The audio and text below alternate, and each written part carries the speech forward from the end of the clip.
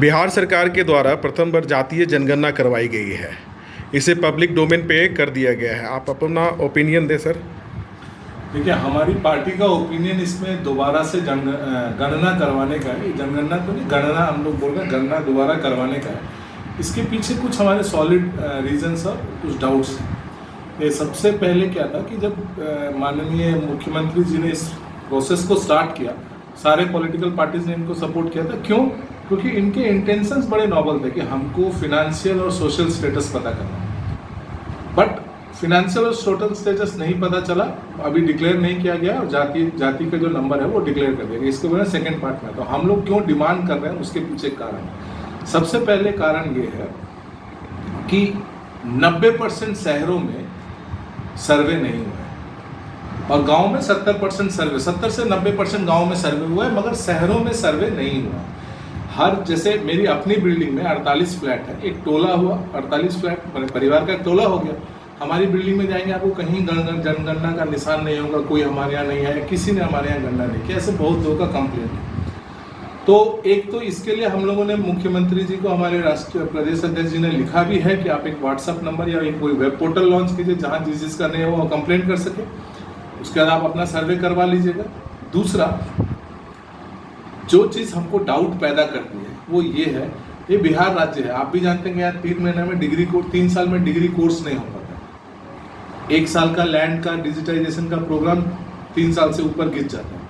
आप 29 डेज में 13 करोड़ लोगों का जनसंख्या गिन लिए। भाई प्रैक्टिकली काम कब हुआ? जनवरी में 7 से 21 जनवरी 15 दिन। वो 15 दिन क्या हुआ? सिर्फ घरों की मार्किंग की गई। फिर गणना जो शुरू हुई, जनगणना नहीं, गणना जो शुरू हुई 15 अप्रैल से लेकर के 3 मई तक चला। 4 मई को स्टे लग गया। चलो 4 मई को भी गिन लेते हैं तो 19 दिन, 15 30 और यहाँ 19 दिन वहाँ गणना हुआ। और फिर 4 अगस्त को स्टे खत्म हुआ, 15 अगस्त को इन्होंने रिपोर्ट सबमिट कर दिया सभी लोगों ने, मैंने वहाँ 10 दिन। तो एक बात बताइए, 29 डेज में कैसे संभव है ये कर पाना? इस पे हमको थोड़ा सा संदेह है। इसीलिए हम चाहते हैं कि बिहार सरकार एक वेबसाइट लॉन्च करे, ताकि जैसे मेरा नहीं हुआ, हजारों लोगों का फेसबुक में कंप्लेंट आ रहा है कि हमारा नहीं हुआ, वो लोग अपने कंप्लेंट को वहाँ बता सकें। अब इसमें एक सर्वे में 17 सवाल थे। एक परिवार में 5 आदमी होते हैं, कम से कम 4 होते हैं। मान लीजिए मैं आपके घर का दरवाजा खटखटाता हूँ, आपको मैं अपना परिचय देता हूँ, परिचय देकर के मैं आपके घर में आता हूँ, 17 सवाल का सवाल जवाब करता हूँ। मान लीजिए एक बार तो 17 सवाल हो गए, बाकी हो सकता है 2 या 3 सवाल चेंज थे, बाकी चारों में भर। मैंने शिक्षकों से बात की, जो थोड़ा सा रिटायरमेंट एज के आसपास वाले शिक्षक हैं, उनको हाथ से भरना आसान है, ऑनलाइन करना मुश्किल है। और जो थोड़ा युवा शिक्षक, उनको हाथ से ज़्यादा उनका फास्ट होता है ऑनलाइन करना। बट कोई भी शिक्षक मुझे ये नहीं बोला कि मुझे 1 घंटे से कम समय लगा एक परिवार में। तब हमने पूछा कि भाई इतना प्रेशर में आप लोग काम किए कैसे? तो बहुत सारे लोगों ने हमको बोला कि हम लोग हाउस लॉक, डोर लॉक करके चले गए। तो एक तो हमने ये भी अपने मुख्यमंत्री जी से डिमांड किया कि कितना डोर लॉक का डेटा है वो भी डिस्क्लोज किया जाए, क्योंकि देखिए लोकतंत्र है, लोकतंत्र में लोक ही सही है, सामाजिक अंकेक्षण हर चीज का होना चाहिए। हम चाहते हैं कि इसका एक पोर्टल चालू हो जाए जिससे सामाजिक अंकेक्षण हो जाए कि भाई कौन सही बोल रहा है। क्योंकि कोई एक आदमी अगर बोले तो आप बोल सकते हैं, तो लाखों लाख बोल रहे हैं कि हमारे यहाँ कोई आया ही नहीं है, तो जनगणना। दूसरा, अगर आप देखेंगे, देखिए भैया, लोहार जाति ने इस चीज का बॉयकॉट किया। बहुत सारे लोहार लोगों ने अपना जनसंख्या नहीं गिनती करवाया। क्यों नहीं करवाया? क्योंकि आपने उनको कमार बोल दिया। लोहार एक प्री हिस्टोरिक जाति है। लोहार जाति एक प्री हिस्टोरिक जाति है। जब आदि मानव से मानव बनने के क्रम में जिस व्यक्ति ने हमको नेतृत्व दिया, मानवता को नेतृत्व दिया, ह्यूमन काइंड को नेतृत्व दिया, और पाषाण युग से निकल करके ताम्र युग से लेके लौह युग तक लेके आया, वो लोग थे लोहार। जो आदि मानव को पत्थरों से निकाल कर ले पहले ताम्र युग में ले आए, ताम्र युग से लौह युग में लेके आए। आप कौन है भाई? 100 साल पहले नेता और IAS बने, सिविल सर्वेंट बने, और आपने लोहार जाति का नाम कमार कर दिया। लोहारों ने आपका विरोध कर दिया, उन्होंने नहीं जनगणना, 50% से ज्यादा लोगों ने नहीं पार्टिसिपेट किया।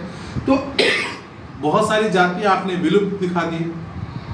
आपने नट का क्या किया, अमात का क्या किया। तो ये इसमें देखिए, ये मुझे लगता है हरिडली जल्दी में किया गया एक बहुत ही खराब प्रयोग था। और प्रयोग क्या था वो समझिए, हमारे एक विलफुल डिफॉल्टर, हैबिचुअल ऑफेंडर हैं सांसद मनोज झा। वो 317 एब्रोगेशन में जयप्रकाश नारायण जी की वो चिट्ठी पढ़ते हैं जो जयप्रकाश नारायण जी ने कश्मीरी पंडित के मास मर्डर और एक्सोडस के पहले लिखी थी।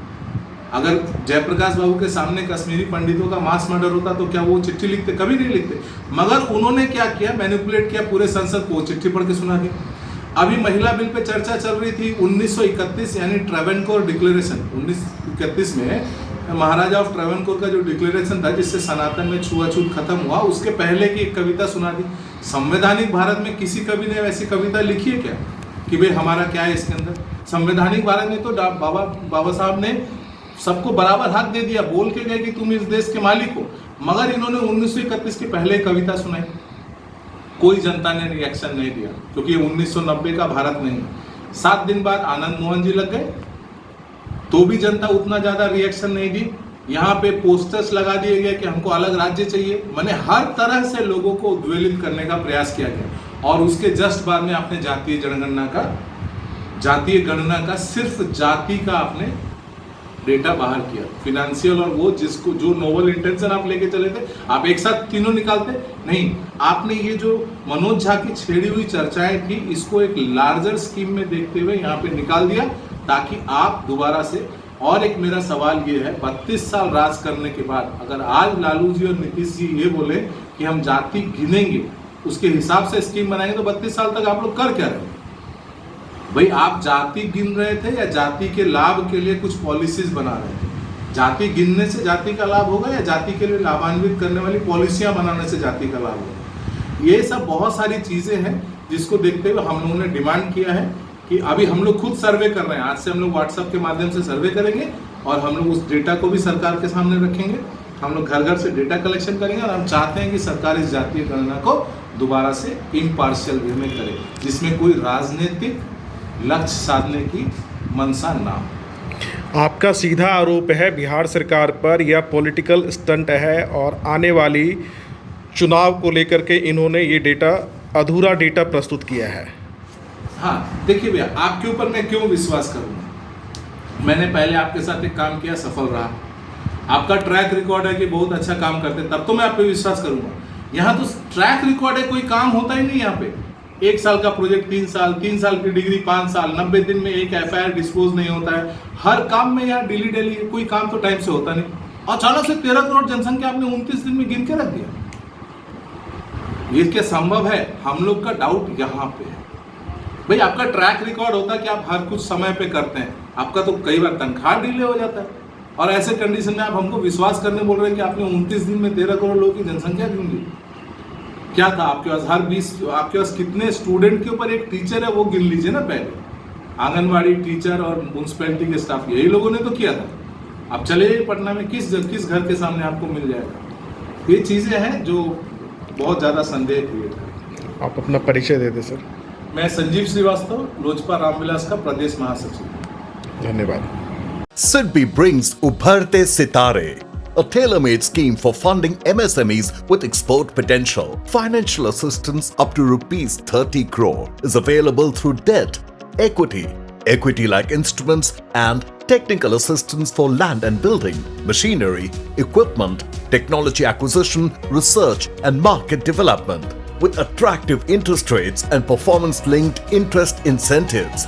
Benefit from SIDBI's Ubharte Sitare for higher growth. SIDBI, backing MSMEs, building futures.